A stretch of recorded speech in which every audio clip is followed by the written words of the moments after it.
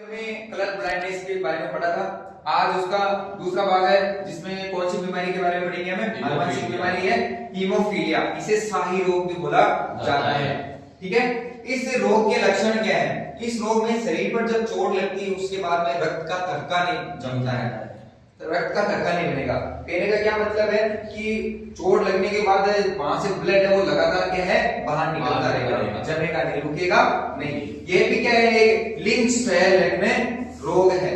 ठीक है, लिंक गुणसूत्रों के द्वारा ही अगली पीढ़ी में ज्यादा स्थानांतरित होता है और यहाँ पर जो प्रभावी जीन होता है उस पे ये उसके कारण ये रोग फैलता है। ठीक है, इसमें भी महिलाएं हैं वो वाहक का कार्य करती है। अच्छा, इसको शाही रोग क्यों बोला जाता है?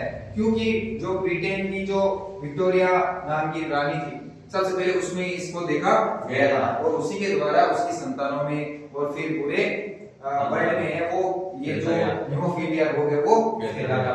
ठीक है, इसलिए इसको शाही रोग बोला जाता है। और ये क्वेश्चन भी आया हुआ है कि शाही रोग किसे बोलते हैं, तो हमारा आंसर क्या जाना चाहिए, हीमोफीलिया।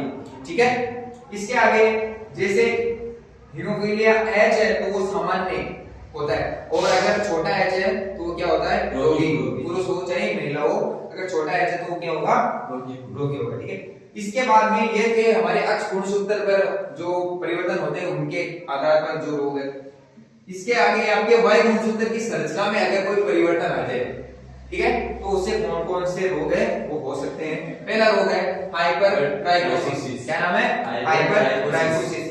आपने ऐसे मनुष्य भी देखे होंगे, ठीक है, पुरुष भी देखे होंगे जिनके शरीर पर बहुत ही ज्यादा बाल होते हैं। ठीक है, उसमें कौन सा रोग होता है, ये हाइपरट्राइकोसिस। और ये कौन से गुणसूत्र पर आधारित होता है, वायु गुणसूत्र पर। इसी प्रकार है आपका व्यंजापन। व्यंजापन का मतलब क्या होता है कि बुढ़ापे में लोग तो सारे भाई ऑलमोस्ट वो बाल उड़ जाते हैं, लेकिन आपके समय से पहले अगर बाल उड़ जाते हैं, ठीक है, समय से पूर्व बालों का झड़ना क्या कहलाता है, आपका व्यंजापन कहलाता है। और ये भी किसके कारण होता है, आपका वायु गुणसूत्र के संरचना में परिवर्तन के कारण होता है। ठीक है, तो इसके बाद में आपके लिंग गुणसूत्रों की अभी तक संरचना में हम पढ़ रहे थे, अक्ष और वायु दोनों पढ़ लिए। ठीक है, इसके बाद में लिंग गुणसूत्रों की अगर संख्या में कोई परिवर्तन हो जाए, ठीक है, लिंग गुणसूत्रों की संख्या में कमी हो जाए या बढ़ती हो जाए तो उनसे कौन कौन से रोग होते हैं, बहुत ही इंपॉर्टेंट है। सबसे पहले है आपका सुपर मेल या जैकबसन सिंड्रोम इसको बोला जाता है। देखो 44 इसमें जो गुणसूत्र है जिनको कायिक गुणसूत्र बोला जाता है,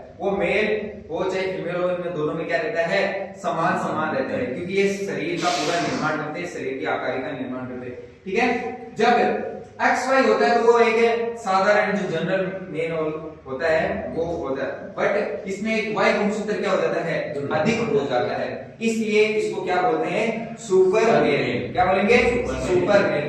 ठीक है, इसी प्रकार है दूसरा सुपर फीमेल है। 44 गुणसूत्र है वो तो सभी में क्या रहेंगे, समान रहेंगे। अक्ष हो तो क्या होता है, एक साधारण महिला, लेकिन इसमें अक्ष गुणसूत्र की क्या हो जाती है, बढ़ती हो जाती है, इसलिए इसको क्या बोला जाता है, सुपर फीमेल बोला जाता है। इसी प्रकार है डायडाइक्लाइन फैक्टर सिंड्रोम जो पुरुषों में होता है। पुरुषों में XY तो गुणसूत्र है, इसमें अक्ष गुणसूत्र क्या है, बढ़ जाता है, उसकी बढ़ती हो जाती है, जिसके कारण ये क्लाइनफेल्टर सिंड्रोम हो जाता है। ठीक है, इसके बाद में लास्ट है अपना टर्नर सिंड्रोम जो किसमें होता है, महिलाओं में जो गुणसूत्र होने चाहिए अक्ष वहां पर एक अक्ष की क्या हो जाती है, कमी हो जाती है और कितने गुणसूत्र बाकी रहते हैं, फिर 48 गुणसूत्र। ठीक है, इस रोग का नाम क्या है, टर्नर सिंड्रोम। ठीक है, ओके, थैंक यू।